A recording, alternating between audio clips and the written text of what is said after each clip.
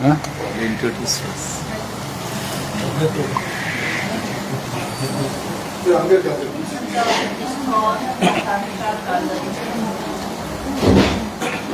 Hare Krishna. On behalf of ISKCON Botanical Garden Penang, we feel very privileged and proud to have His Holiness Bhaktivinoda Narasimha Maharaj, one of the initiating gurus of ISKCON and also a very motivated preacher throughout the world. So we are very fortunate to have Maharaj with us, and I would like to thank all of you for being here, especially those who are from the mainland of China. We have a big crowd here, and there are more to come. So without further delay, we humbly invite His Holiness Bhaktivinoda Narasimha Maharaj to begin the session with bhajan and with spiritual discourse. Hare Krishna. Hare Krishna. Jaya Radha Madhava Kunja Bihari.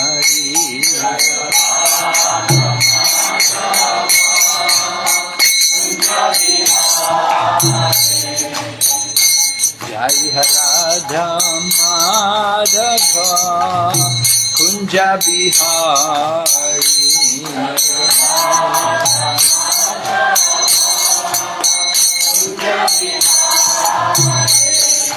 Gopi Jana Vallabha Giridharidhari.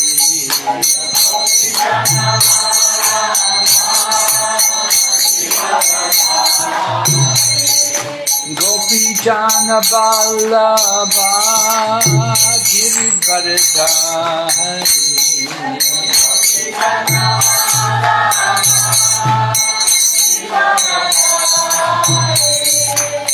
Yashodanandana Praja Janaranjana.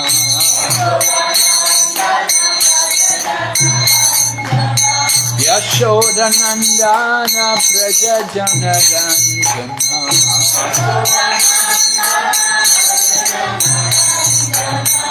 Yamunatira Vanachari.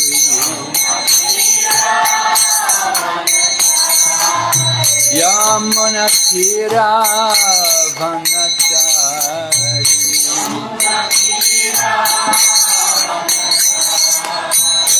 Jaya Radha Madhava Kunja Bihari.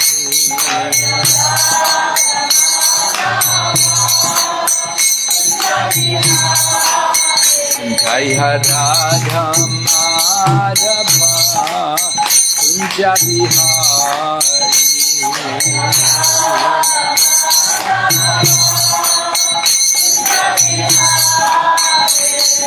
Gopi Jana Vallabha Giridharidhari.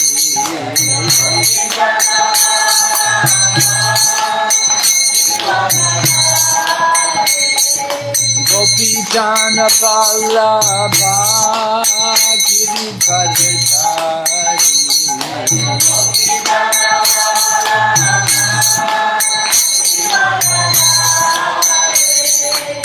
Yashodanandana Praja Janaranjana.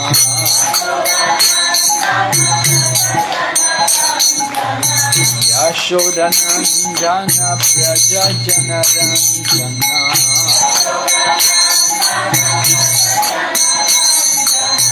Yamunatira Vanachari.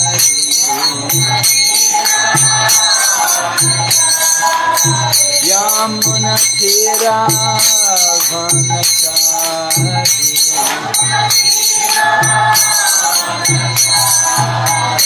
Hare Krishna, Hare Krishna, Krishna Krishna, Hare Hare, Hare Rama, Hare Rama, Rama Rama, Hare Hare.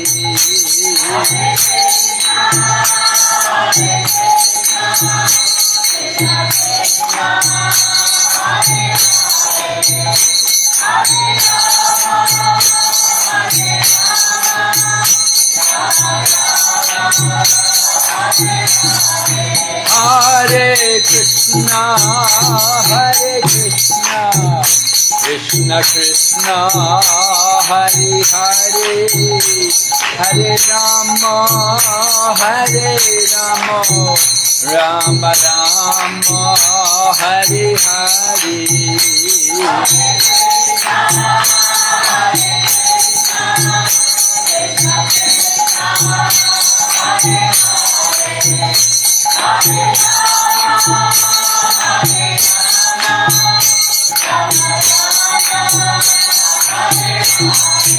Hare Krishna, Hare Krishna, Krishna Krishna, Hare Hare, Hare Rama, Hare Rama, Rama Rama, Hare Hare.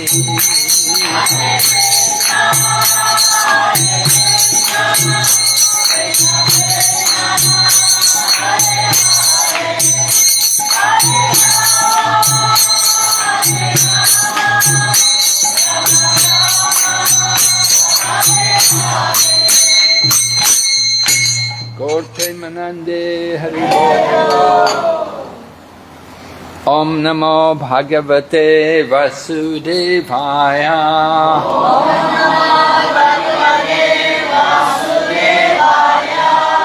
Om Namo Bhagavate Vasudevaya. Om Namo Bhagavate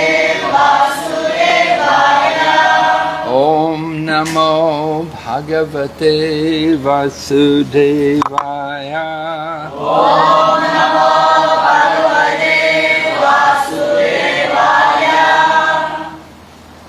Narayanam Namaskrityam Naram Chaiva Narottamam Devim Sarasatim Vyasam Tato Jayamudhirayat Nasta Praeshu Vabhadreshu Nityam Bhagavata Sevaya Bhagavati Uttama Shloke Bhaktir Bhavati Naishtaki.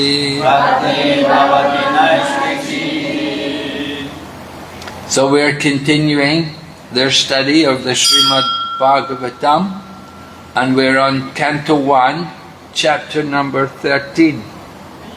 Dhritarashtra quits home. Text number 54.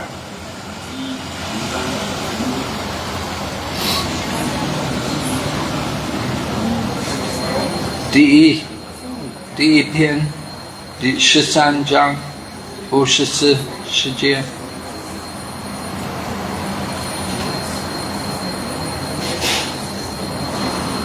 Jitasano Jitaswasa Pratyarita Sat Indriya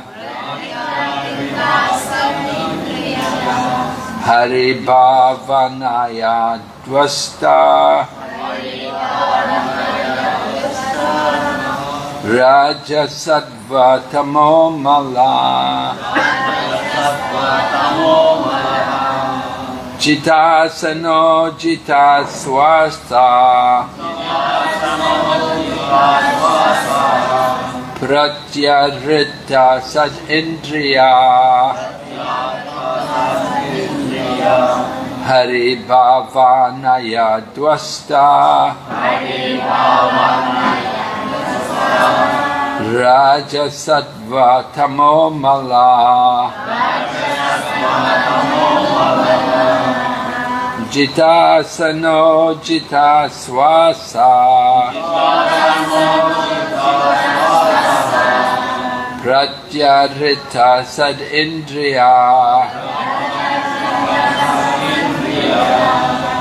Hari Bhavanaya Dwasta Raja Sattva Tamo Mala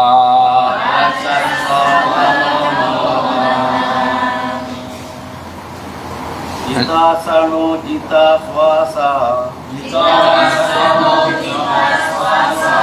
Pratyarita sad indriya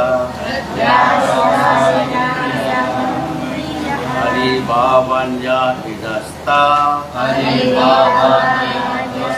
Raja Sattva Tamo Malaha Jitasano jitaswasa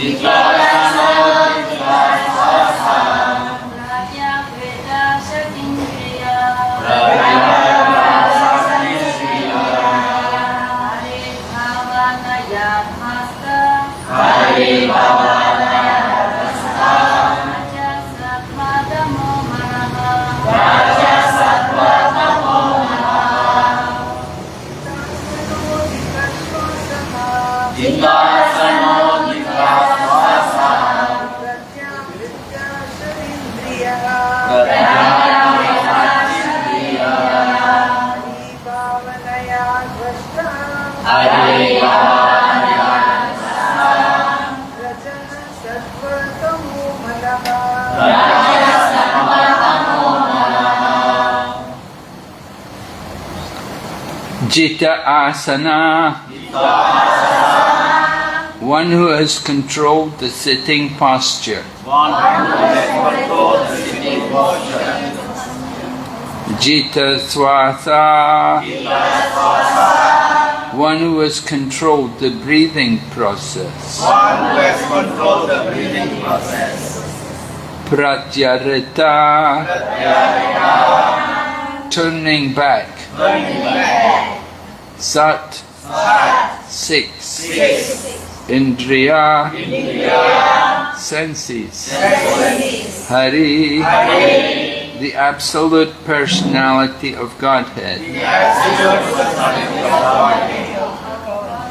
Bhavanaya, absorbed in.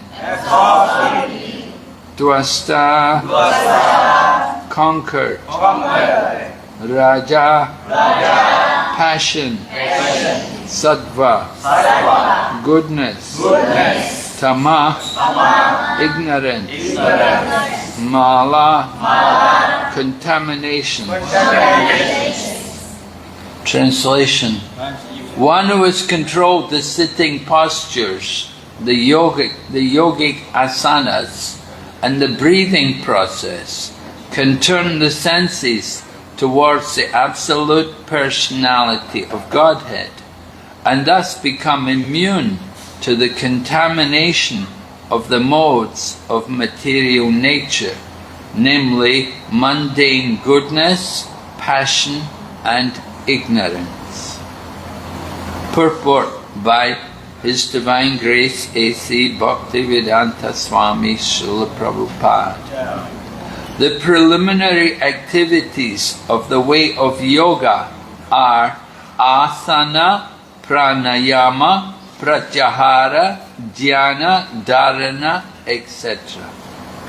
Maharaj Dhritarashtra was to attain success in those preliminary actions because he was seated in a sanctified place and was concentrating upon one objective, namely the Supreme Personality of Godhead, Hari. Thus, all his senses were being engaged in the service of the Lord. This process directly helps the devotee to get freedom from the contaminations of the three material modes of nature. Even the highest mode, the material mode of goodness, is also a cause of material bondage. And what to speak of the other qualities, namely passion and ignorance. Passion and ignorance increase the material propensities of hankering for material enjoyment, and a strong sense of lust provokes the accumulation of wealth and power. One who has conquered these two base mentalities and has raised himself to the platform of goodness, which is full of knowledge and morality, cannot also control the senses, namely the eyes, the tongue, the nose, the ear, and touch.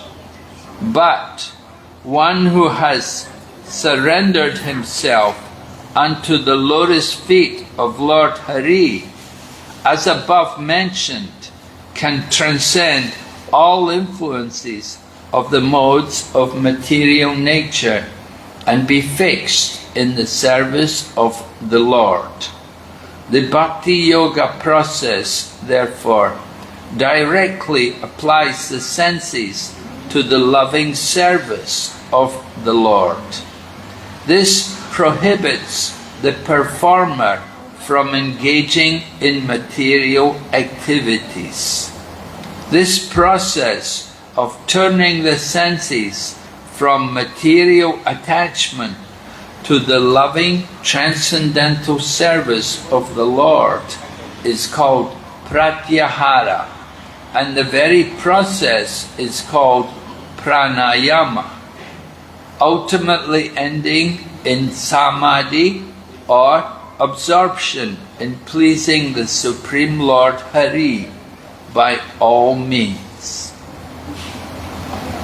Om Jnana Timarandasya Jnananjana Shalakaya Chaksurmilitan Yena Tasmai Shri Gurave Namaha. Shri Chaitanya Manobhistam Stapitam Yena Bhutale Swayam Rupa Kadamayam Dadati Swapadantikam Vandeham Shri Guru Shri Yata Padakamalam Shri Gurun Vaishnavamscha Shri Rupam Sakrajatam Sahagana Raghunathan Vitam Tam Sajivam Sadvaitam Savadutam Parijana Sahitam Krishna Chaitanya Devam Shri Radha Krishna Padam Sahagana Lalita Shri Vishakha Nitamscha. Hey Krishna Karuna Sindhu Dinabandhu Jagatpate Gopesha Gopika Kanta Radha Kanta Namostate Tapta Kanchana Gaurange Radhe Vrindavaneshwari Vrishabhanusute Devi Pranamami Haripriye Namam Vishnu Padaya Krishna Pristaya Bhutale Srimati Bhakti Vedanta Swami Niti Namine Namaste Saraswati Devi Gauravani Pracharine Nirvishesha Sunyavadi Paschajate Satarine Jai Shri Krishna Chaitanya Prabhu Nityananda Shri Advaita Gadadhar Shri Vasati Gaur Bhakta Hare Krishna Krishna Krishna Hare Hare Hare Rama Rama Rama Hare Hare.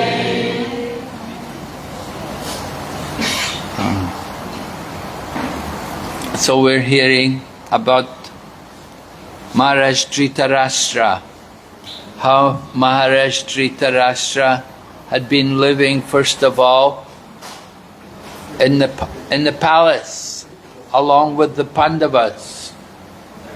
Even after the battle of Kurukshetra, when all of his 100 sons had been killed, still Dhritarashtra remained living there in the palace, eating the remnants of Bhima. So Vidura was merciful to Dhritarashtra, and Vidura came back to help Dhritarashtra achieve a better destination in his next life. Dhritarashtra was born blind materially and spiritually. He was blind also. And he had committed a lot of offences against devotees. And because of his offences against devotees,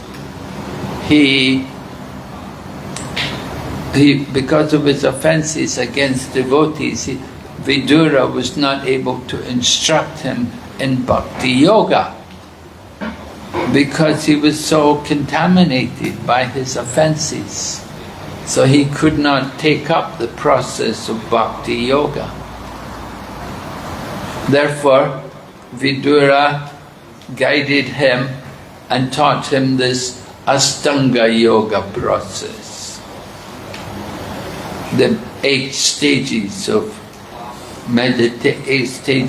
yoga practice culminating in samadhi or fixed mind. So Vidura gave his mercy to Dhritarashtra in this way.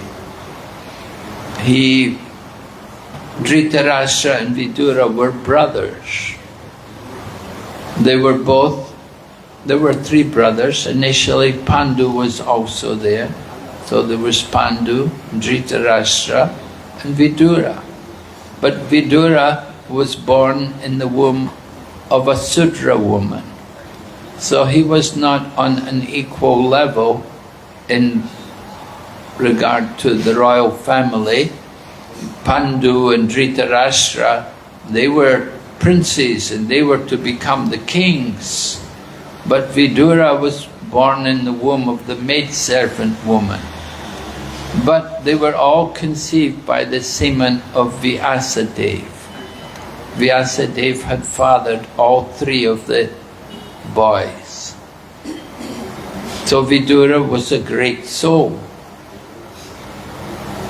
He had been driven out of the palace by Duryodhana, and he had taken that as a blessing, and he was able to go and visit all holy places and to associate with many great devotees. And we read in the 3rd canto, 4th canto about Vidura how he is associating with Maitreya. First of all, Vidura had gone to Uddhava, but Uddhava had requested him to go to Maitreya and to take instruction from Maitreya. So in the Srimad Bhagavatam, we hear a lot conversations between Vidura and Maitreya.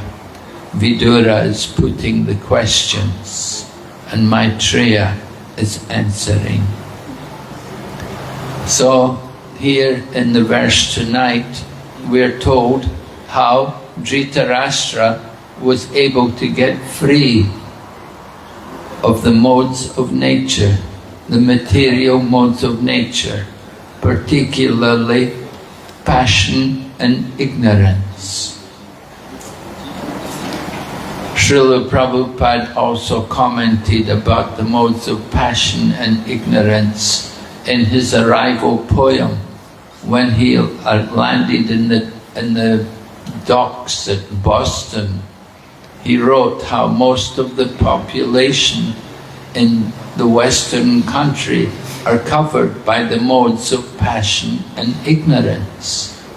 And Prabhupada reflected, I do not know how they will ever be able to understand the message of Vyasadeva. So, very difficult if you're influenced by the modes of passion and ignorance. Very difficult to understand books like Srimad Bhagavatam.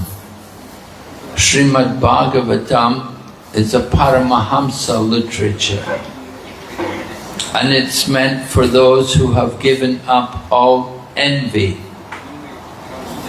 Dharma projita kaitava nirmatsaranam satam.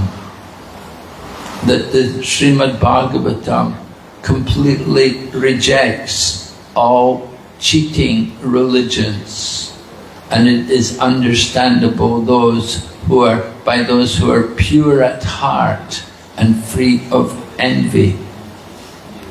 So, if we are influenced by these modes of passion and ignorance, then it's very difficult for us to come up to the transcendental platform.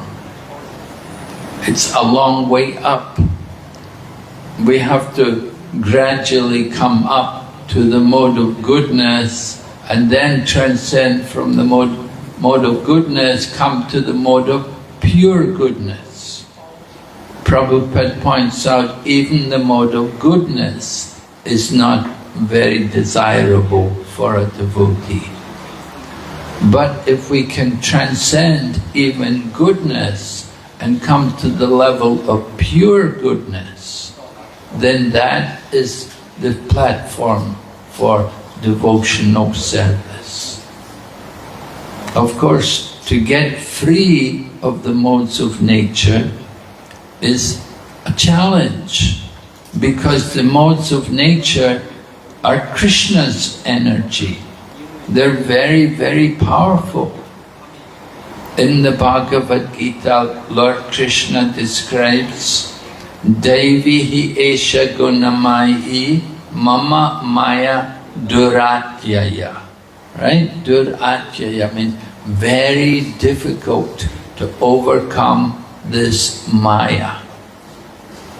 Very difficult. Why? Because it's mama maya, it's Krishna's maya, Krishna's energy. So it's very powerful. How can we ever overcome such a power?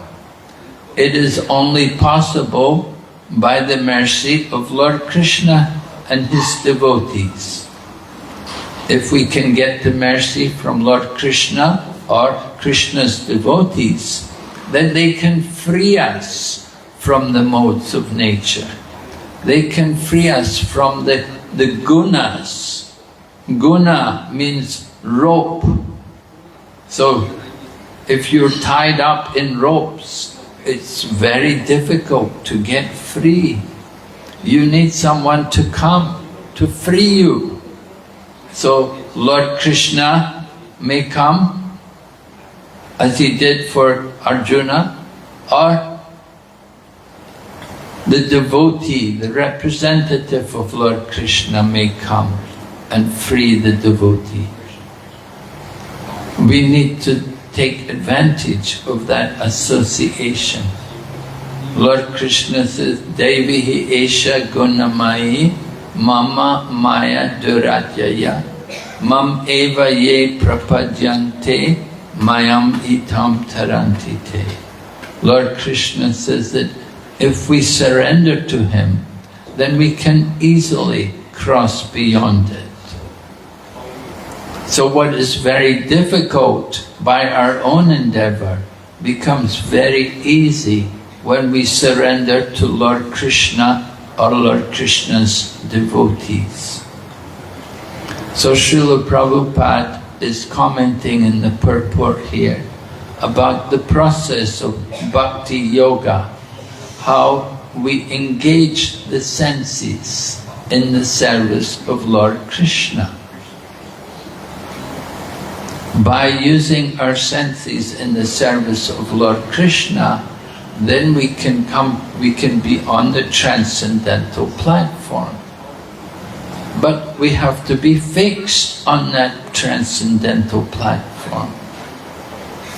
In the Bhagavad Gita again, Lord Krishna says, Mam chayo vayabhicharena bhakti yogena sevate sagunam samatityaikam brahma bhuyaya kalpate.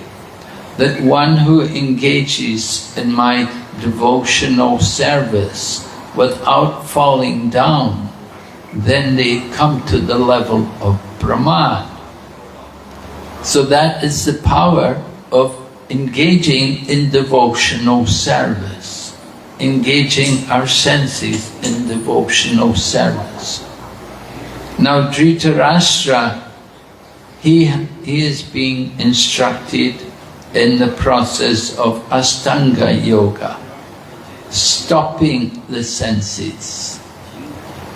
First of all, asana, then pranayama, well even before asana, yama and niyama, then asana, pranayama, asana, making the body flexible so you can sit to meditate, and then pranayama, you have to sit with the back straight, not falling asleep. You have to sit and concentrate the mind, pressing the nose. Prabhupada describes the pranayama process as the nose pressing yoga. Press one nostril, then press the other nostril, and in this way control the airs flowing in and out of the body. It's a mechanical process to control the mind. So then after pranayama comes pratyahara. Pratyahara means to detach ourselves from all the external objects around us. Generally, we're conscious of what's happening around me. We look at people, we look at the things, and we see who's coming, who's going. You're looking, we notice all these things. But pratyahara is to detach ourselves from these things, not to notice the external, but to turn the attention within. Pratyahara, dharana, again, for the concentration of the mind. And then dhyana, actual meditation on the super soul. The seventh stage of yoga is meditation, where you fix the mind on the form of the super soul. The super soul means the Lord in the heart. So Dhritarashtra was able to do this.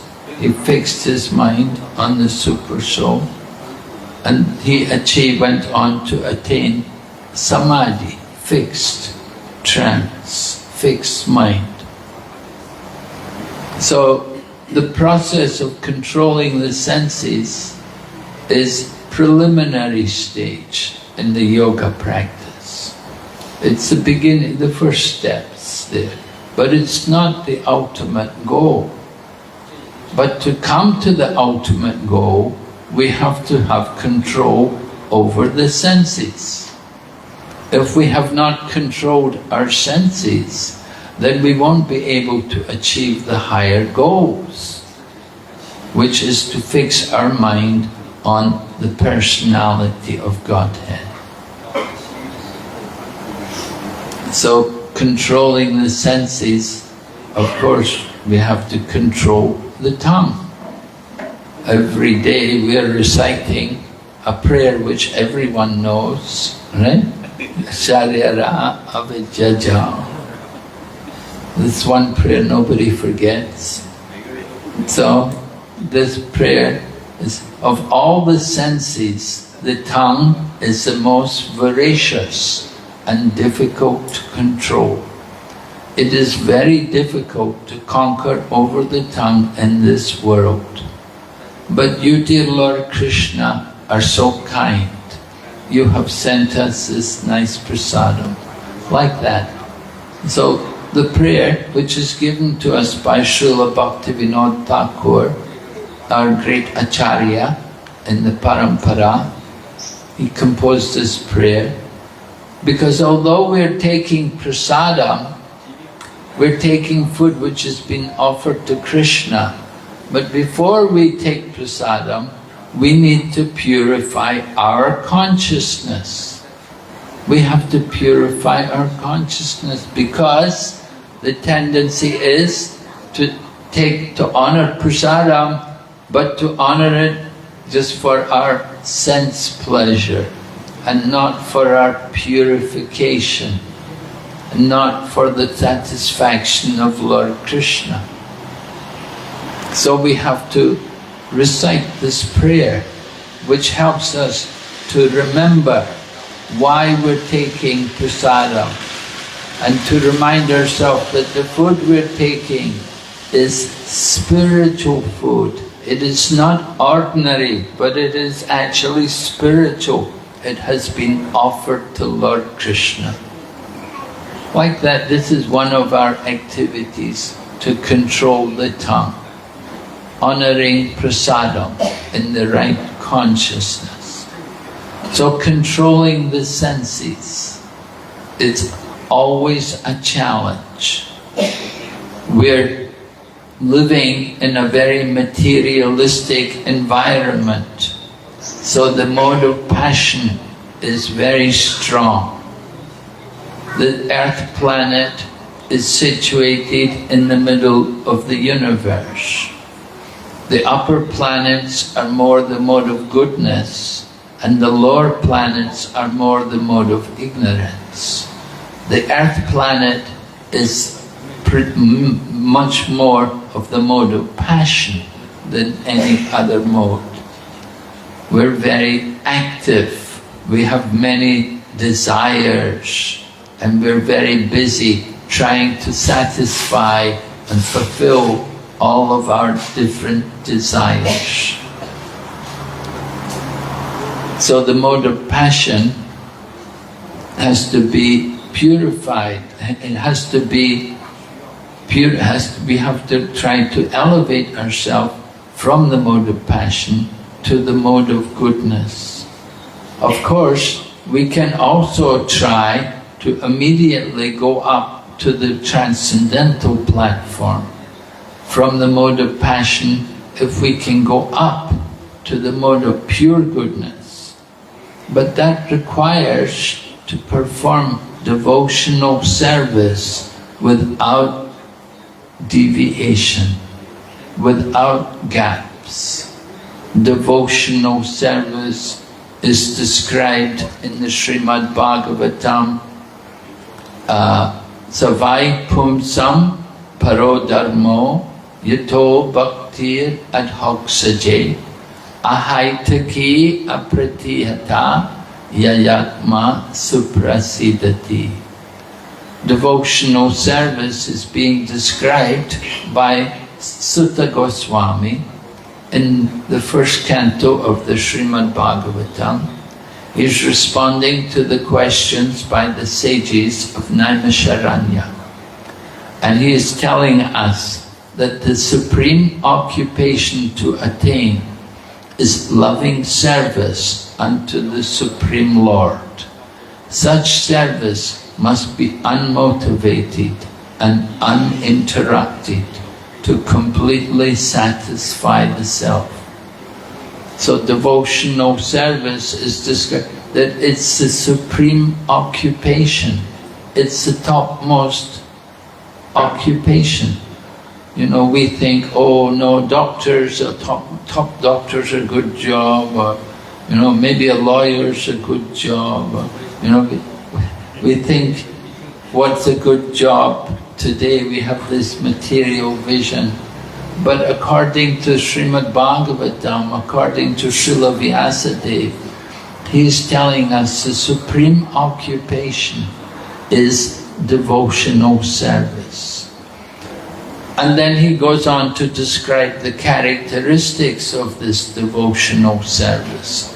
He said it should be ahaitaki and apratihata. It must be unmotivated. In material life, particularly in the mode of passion, we're very motivated. We want to know, what will I get? How much will you pay me? What will you give me if I do this? We expect something in return for service. But devotional service is different. Devotional service is done without any expectation of anything in return.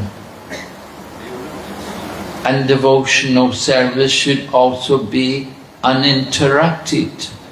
In other words, it should be constant. We talk about the convenience stores, 24 hours open, 7 days a week. 24/7. So devotional service should be something like that. Of course, we're allowed also to take rest. You have to get some sleep in order to keep the body fit and healthy for the service of Lord Krishna.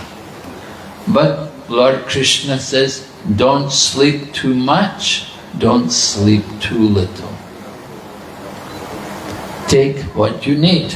Just like in taking prasadam, take what you need. Some people need to eat more and others can eat less. Take what is required. Don't take more, don't take less. And so like this we have to balance our activities of the senses. There has to be some regulation in using the senses. This body is given to us by the grace of the Supreme Lord. He is known as Rishikesh. He is the proprietor of the senses. So our senses belong to Him. They're meant to be used for His service. And we should learn how to use our different senses for the service of the Supreme Lord. A nice example is Maharaj Ambarish. Maharaj Ambarish used all of his different senses very carefully in the service of the Supreme Lord.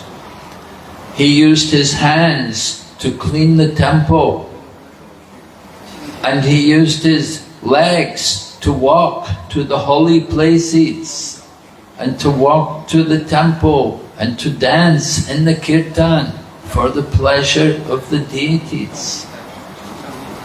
He used his eyes to see the beauty of the deity. With his nose he would smell the flowers and the incense offered to the deities. With his tongue he would recite the glories of the Supreme Lord. So Maharaj Ambarish was using all of his different senses for activities for the pleasure of Lord Krishna. Bhakti yoga is not very difficult,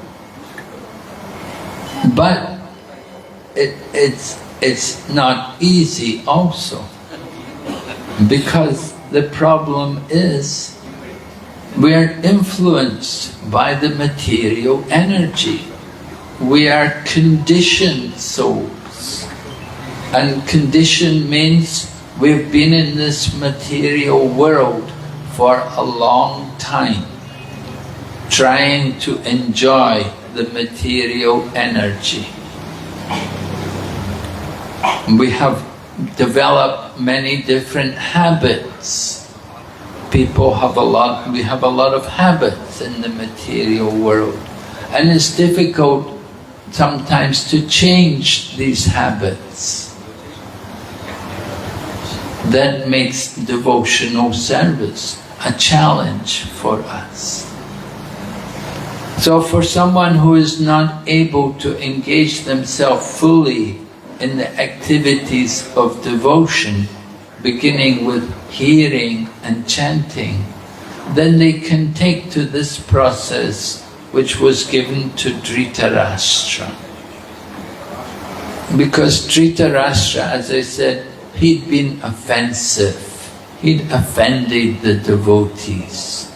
So because of that, he was very contaminated, and he was not able to understand the transcendental nature of the personality of Godhead. Lord Krishna had personally been there, and he'd met with Lord Krishna, but he was not able to surrender to Lord Krishna. He was not able to understand the glory of Lord Krishna because of his offenses. And he went on to be more and more offensive. He was so attached to his own sons, and he tried and he encouraged his sons in so many ways to try to kill the Pandavas, to take them away, to remove them. So that was very offensive. And the reaction was, he did not have an attraction to devotional service. And we see people come to Krishna consciousness. It happens. Some people, they don't want to hear and chant. They don't want to join in the kirtan. They're being punished by Yamaraj.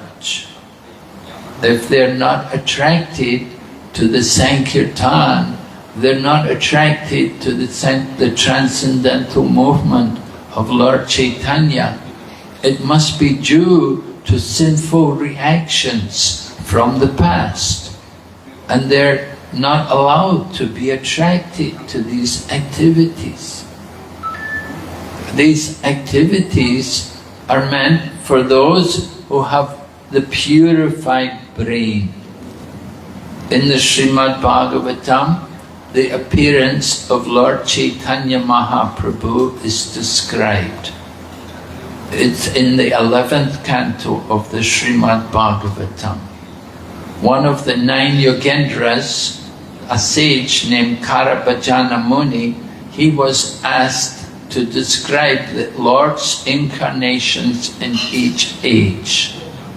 He was being asked by someone called Nimi Raj, King Nimi. He wanted to know about the Lord's appearance in each of the ages, each of the 4 ages, the Satya Yuga, Treta Yuga, Dwapara Yuga and Kali Yuga. So the Karabhajana Muni described to the king, he told him, Krishna Varnam Tivish Akrishnam Sangopan Drishta Parshadam Yagnae Sankirtan Prae Yajanti Hi Sumeda Saha. This verse by Karabhajana Muni is describing how the Lord comes in the Kali Yuga. That his activities are Krishna Varna. Just like someone may be Brahmana Varna or Kshatriya Varna, he is describing that in the Kali Yuga, when the Lord comes, his activities will be Krishna Varna. They will all be in relation to Lord Krishna. He will be chanting the name of Krishna, and he will be speaking constantly the glories of Krishna. His business will only be Krishna activities, no other business. And Karabhajana Muni also describes the color of the Lord, that in the Kali Yuga, that he will be Lord Krishna, but he will be a different color from Lord Krishna. Krishna Varnam Tivish Akrishnam. Krishna means blackish, but the Lord coming in the Kali Yuga will not be blackish. He will be a different color. He will be a golden color. And he will come along with his associates. Whenever the Lord comes, he never comes alone. He's always in the company of his very intimate associates or devotees. So Lord Krishna came. Some devotees appeared before Lord Chaitanya Mahaprabhu. There were senior devotees, people like Advaita Acharya and Srivas Pandit, and then Pundarik Vijayanidhi. Lord Nityananda also came before Lord Chaitanya came. They all came to this world because they knew that Lord Krishna is going to come in his most merciful form. He is going to come to spread the Sankirtan movement. So Krishna Varnam Tevish Akrishnam Sango Pangushtra Parshadam Yagnae Sankirtan Praye. The yagna, the actual sacrifice in the Kali Yuga is Sankirtan. There's no other sacrifice possible in the Kali Yuga. It's only Sankirtan, the chanting of the holy names. This sacrifice can be performed by people everywhere and anywhere, at any time and any place. Other sacrifices have so many conditions, so many restrictions. You have to be pure, so many different obligations are there. But Sankirtan can be done purified or impurified. Everyone can take part in it. And it said everyone who joins in the Sankirtan, then Yagnai Sankirtan Praye Yajantihi Sumedasaha. Their intelligence is described as Sumedasaha, that it is pure intelligence. Those who worship other gods, in the Bhagavad Gita, their intelligence is described as Alpa Medasaha. Alpa means very meager, very small. They have a brain, but it's very small. And that's why they're worshipping other gods, other than the Supreme Lord. But those people whose brains are purified, Sumedasaha, they will take part in the Sankirtan. And Sankirtan means the chanting of the names of the Supreme Lord, Krishna. One time it happened, it's described, that Narada Muni, in his previous life, even before he became the son of a maidservant, before that he was a Gandharva. And he was very good looking and very proud of his good looks and good singing which he could do. And he was it happened that one time he was in the company of some beautiful heavenly ladies. And they were going to a party somewhere in the heavenly planets. But there were other people there. There were some Prajapatis. The Prajapatis are senior, very senior in the universe. And they have the responsibility to produce good population, to fill up the universe. And they also show proper behavior and make sure that people also behave properly.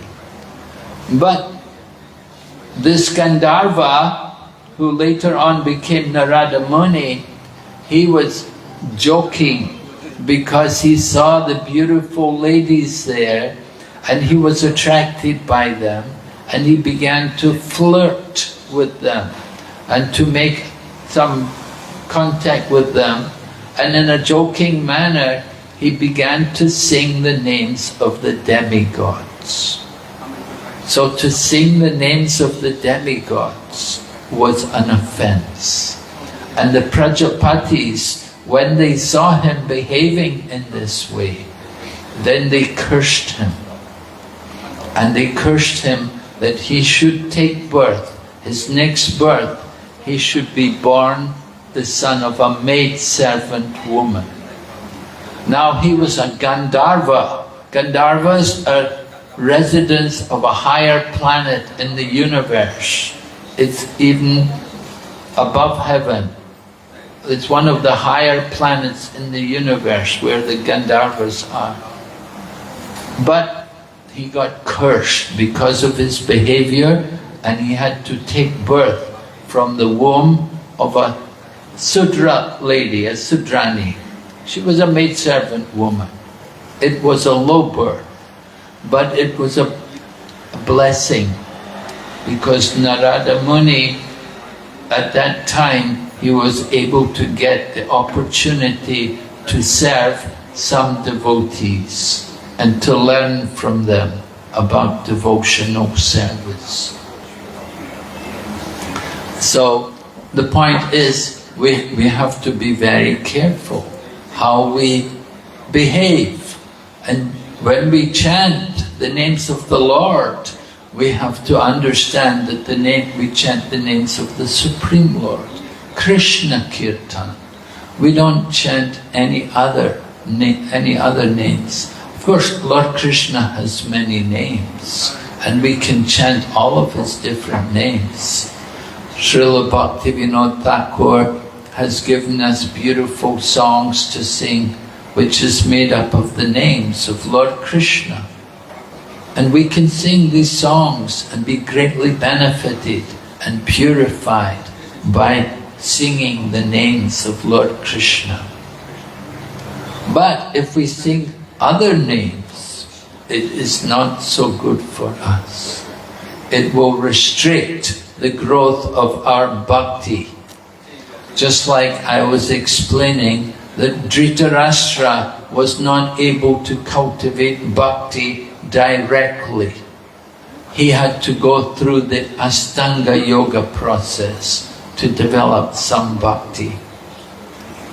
But if we avoid these kind of offenses, then we can take to the process of bhakti and immediately come to the transcendental platform.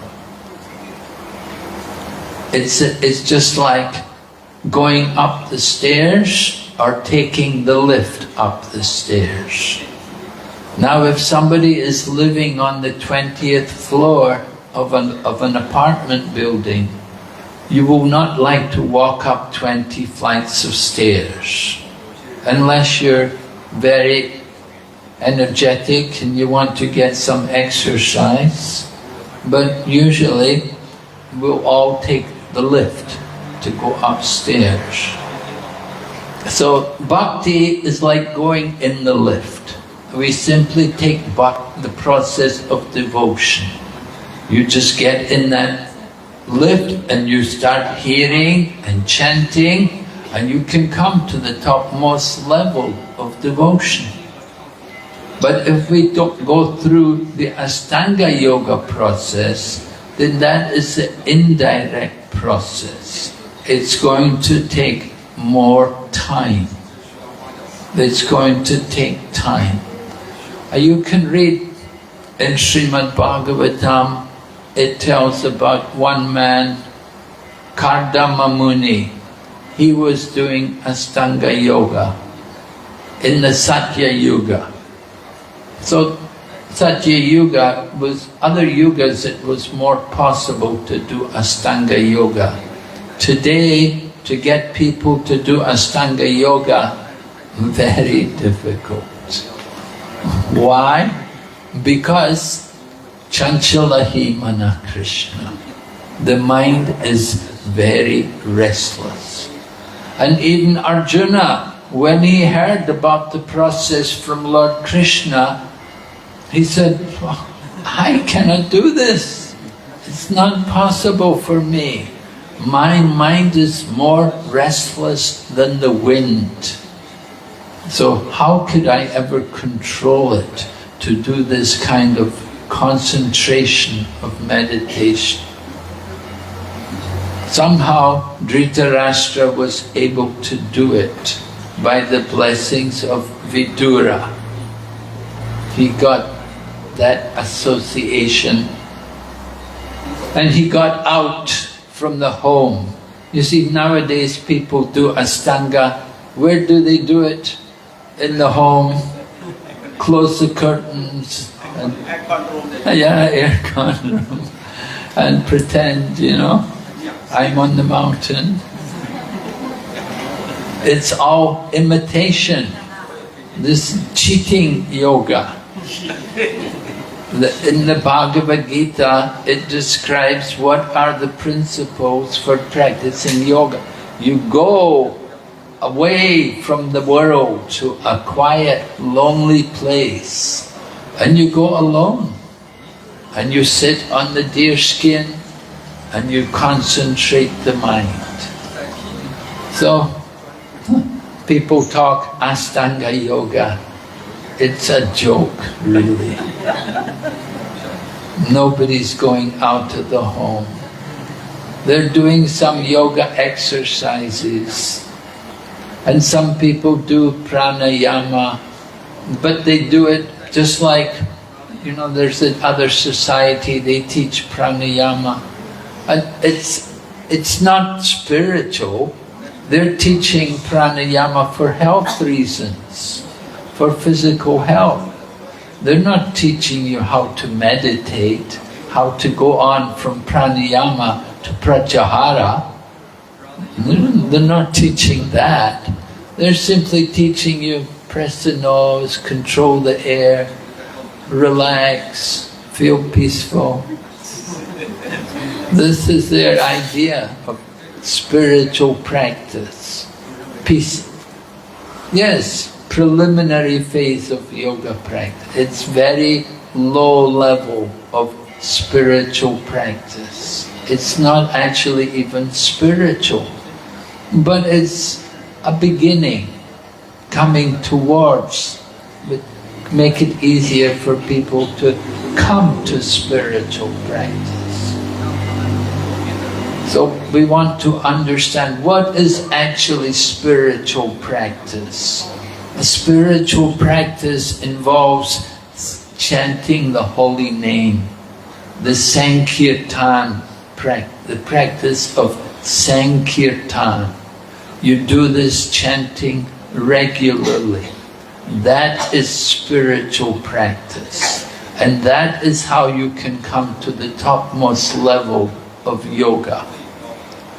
In the Bhagavad Gita, Lord Krishna concludes the 6th chapter After describing the different yogas, he said, Yogi mam api sarvesham madgaten antaratmanam Shradhavan bhajate yomam same yuktatamo mata.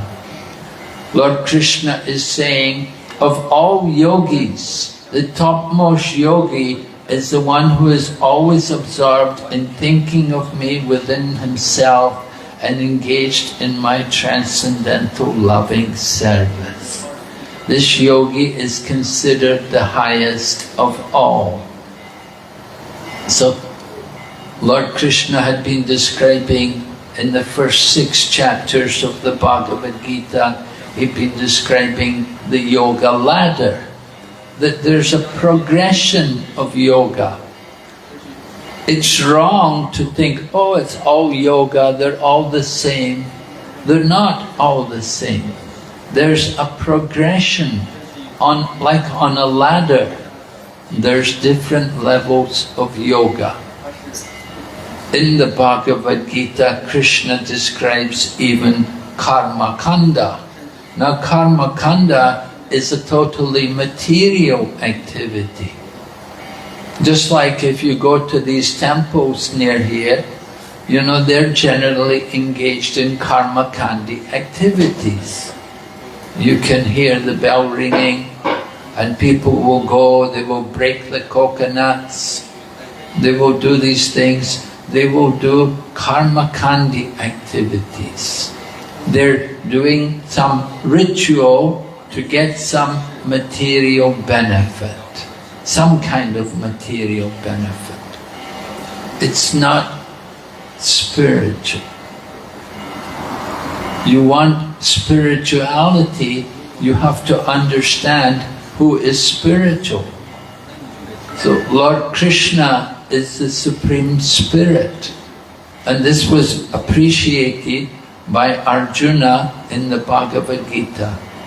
He said, Param Brahm, Param Dham, Pavitram, Paramam Bhava.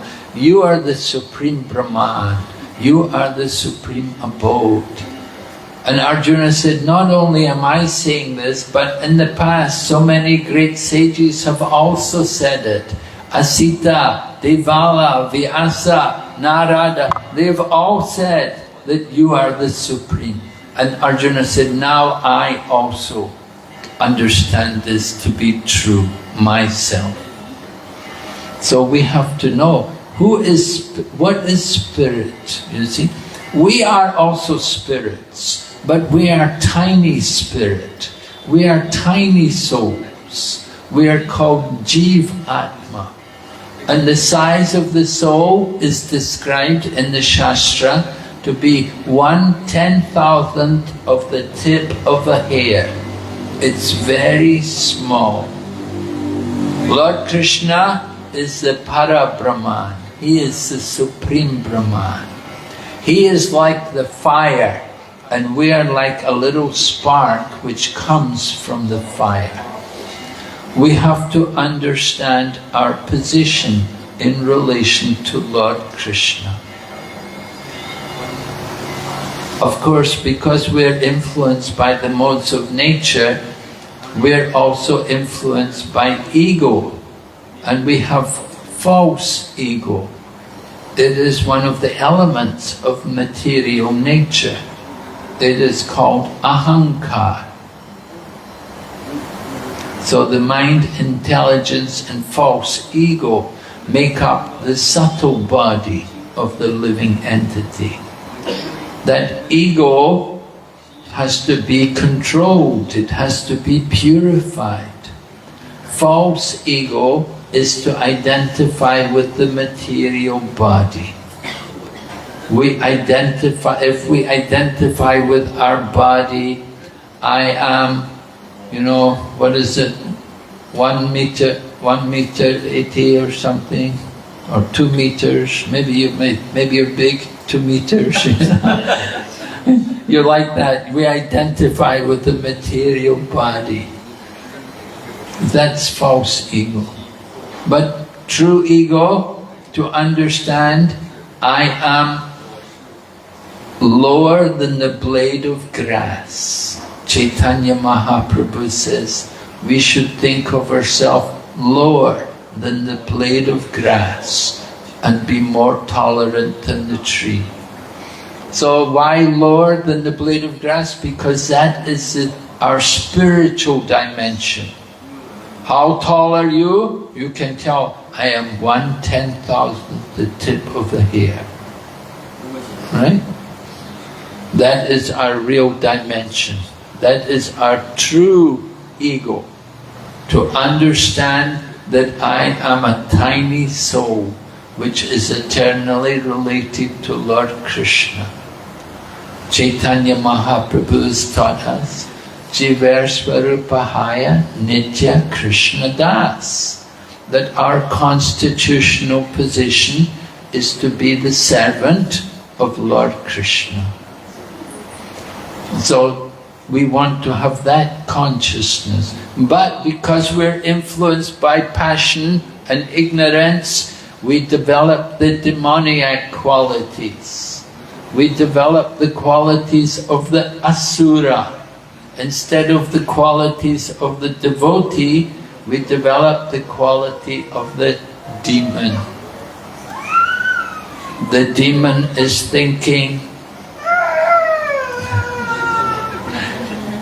Ishwaraham Ahambogi. See? Just terrified just to hear about demons, you see.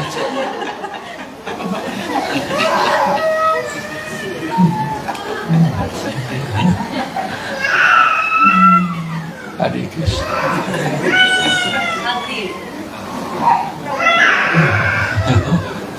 The thought of the demon.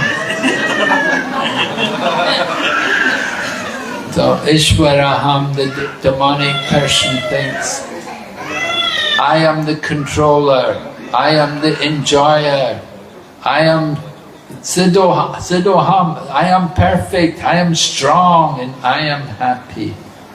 This is the illusion of the materialist.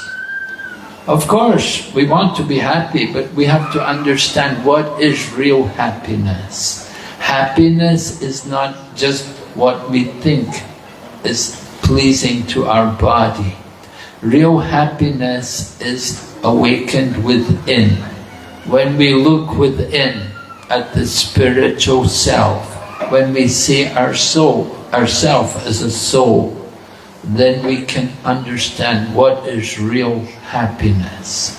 And the happiness comes from connecting our soul to the Supreme Soul. That is the perfection of yoga. That is samadhi. To connect, to link our soul to the Supreme Soul. Just like I said, spark from the fire. If the spark comes out of the fire, then it can easily be extinguished.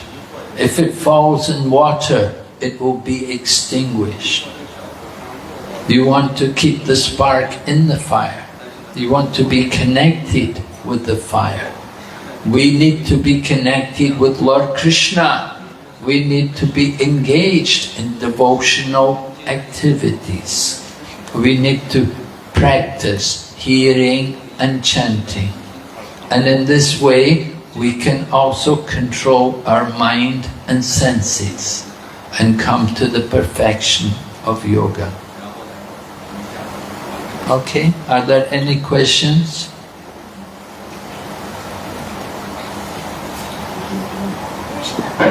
Yes. Yes. 我有一个问题，请问你的莲花指，就是八部瑜伽的瑜伽士。Hello， Hare Krishna。八部瑜伽的瑜伽士，他的冥想的对象是超灵。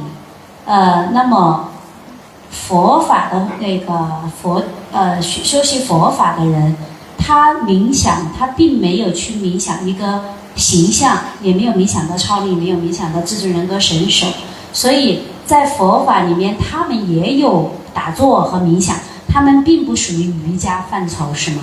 因为瑜伽是要和至尊主连接，这样理解对吗？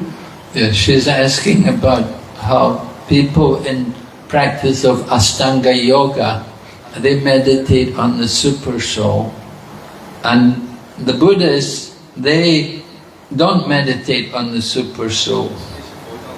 But they practice meditation. They said meditation. So she's asking about them. What is their situation?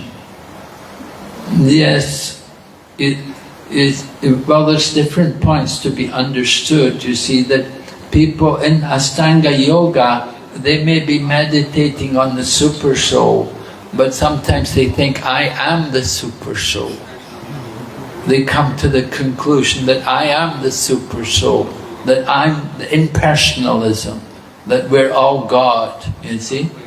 So that is wrong. If they actually understand that the super soul is the Supreme Lord, and we are a tiny part, and we are the servant and He's the master, then after realizing the super soul, then we will begin to engage in devotional service.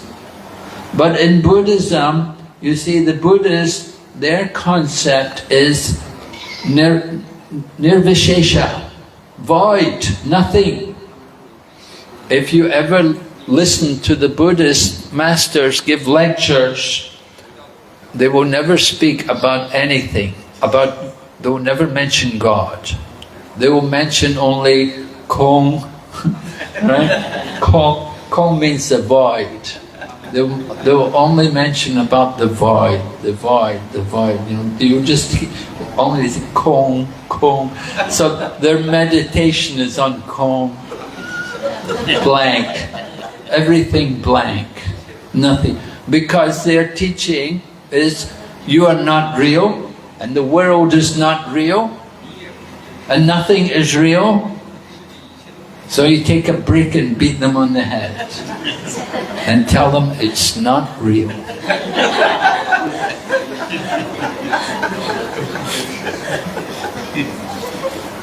So we have to understand their meditation. There's no harm, there's no good also. It's not spiritual. They're not doing any harm. Now let them go and sit in the corner, Leave them for eternity. They can stay there. But they're not going to get anywhere. They're not going to get into the spiritual world because they don't believe in any spirit. And their concept of the soul, you see, sometimes the Buddhist master may speak about the soul, but they speak about the soul in a manner that the soul can be annihilated, it can be destroyed, that it's temporary, it's material. They don't speak of the soul as being eternal, as being spiritual. So, what to do? Does that answer your question? 你明白吗？理解了，谢谢 Guru。Guru Day， 我还有第二个问题。刚才 Guru 说，我们在荣耀菩萨的时候，应该是带有正确的和恰当的心态，去荣耀菩萨的。请 Guru Day 给我们能够再详细解析一下，什么叫正确和恰当的心态呢？ She's asking, what is the proper attitude we should have when we take prasadam? What would be the correct approach to prasadam? Well, as we said in the prayer, that our attitude should be that of all the senses, my tongue is the most voracious and difficult to understand the nature of the tongue. And understand, Lord Krishna has been so kind, He has sent us this nice prasadam. So now let us take this prasadam to our full satisfaction. And by so doing, glorify their Lordship Sri Sri Radha and Krishna. So that should be our mood in taking prasadam. You just meditate on those words of the prayer and remember the meaning of the prayer. And that will be the right attitude to take prasadam. We honor prasadam. We don't just take prasadam, we honor it. It is the mercy of Lord Krishna. So we take it with respect. Like sometimes we say respect prasadam. It's a great fortune, it's a great blessing to take the Lord's prasadam, the remnants of the Lord. It has been touched by the lips of Krishna. So we should understand this food, these food grain, these foodstuffs are very special because Lord Krishna himself has honored this prasadam. So maybe even the saliva of Krishna is there in the food.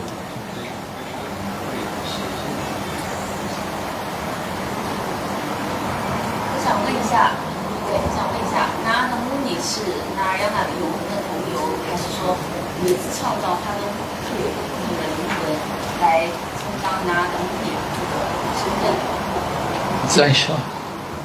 我想问一下，就是那的目的它是主的同游，永恒的同游，还是说每一次创造它都是一个不同的灵魂来担任这个那的目的的身份？ Yeah, Narada. What is the identity of Narada Muni? Is he a friend of Lord Krishna? An eternal associate of Lord Krishna, or a jiva? Well, jivas can also be eternal associates of Lord Krishna.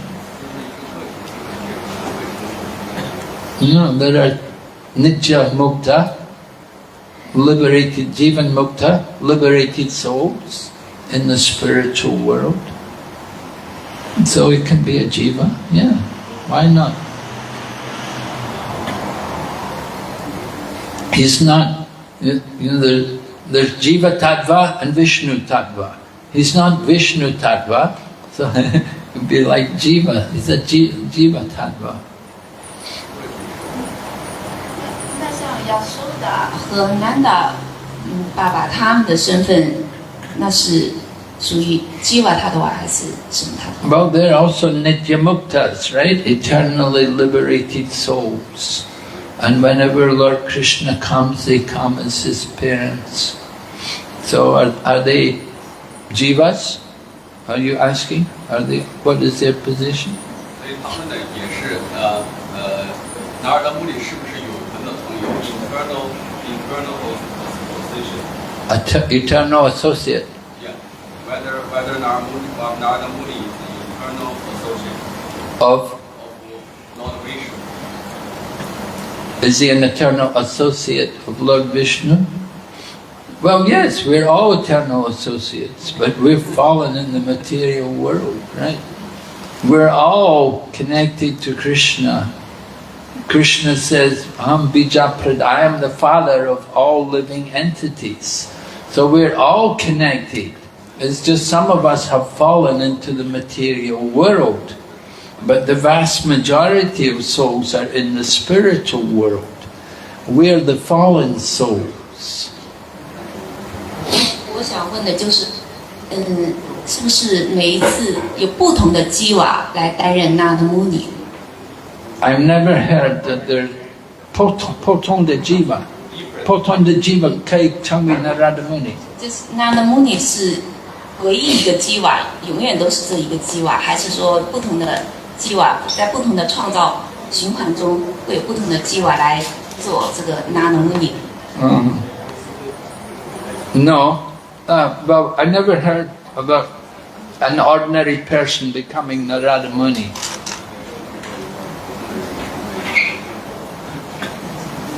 But I don't think Narada Muni is a position like what the four Kumaras or Lord Shiva are. The four Kumaras and Lord Shiva and Indra and the King of Heaven, you know, those are positions. Yamaraj, it's a position. Narada Muni, I've never heard that that is a position. That could you become Narada Muni in your next life, or could we, any of us, become Narada Muni? Were we ever Narada Muni? Never heard that.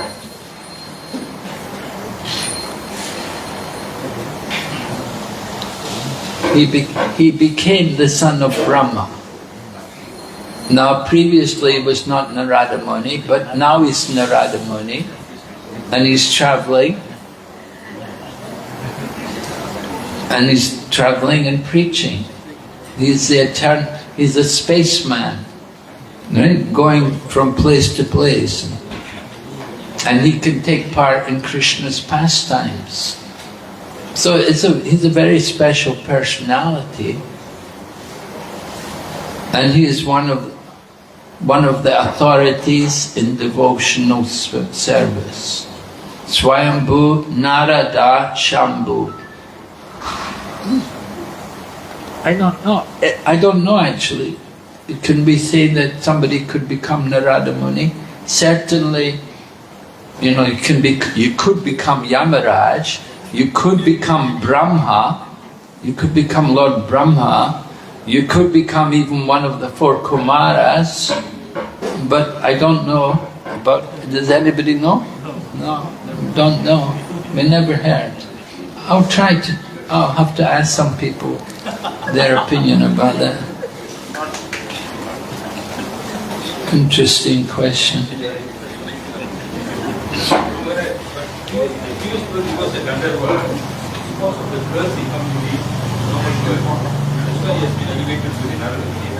Yes. Yeah. Previously he was a Gandharva. That was one birth. And then next birth he became the son of a maidservant. And then after that, then he became Narada Muni. So now he's Narada Muni. So he has some kind of internal relationship with Supreme Lord before. Huh? He has some kind of internal relationship with the Supreme Lord.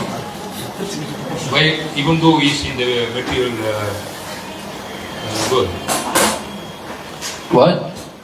He has some kind of a previous relationship with the Supreme Lord before he took the curse and born into a ordinary human being, right? That's why he got an opportunity to become an eternal associate of the Lord.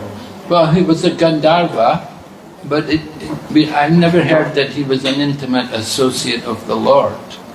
He was a Gandharva, and he could sing nicely, but we were not told that he was an intimate associate. There are many Gandharvas,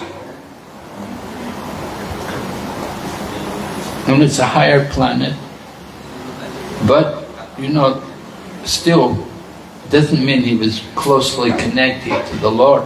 That came only after he got the association with the Bhaktivedantas. He got association with the Bhaktivedantas, with the sadhus who came to his house. He got their association, and then he practiced, he followed their teachings, and he practiced, and then the next life he became the son of Brahma. And as the son of Brahma, he was Narada, and he was the devotee. He's the man to teach devotional service. Brahma had many sons, but none of them are like Narada. Narada is a very special son of Brahma, and he's the one who's teaching devotional service everywhere. So you may be right, that maybe it's a position, I don't know, but I've never heard this before. I'll try to find out. Okay, any other question? Okay, thank you very much. Hare Krishna, Srila Prabhupada ki jai. Hare Krishna.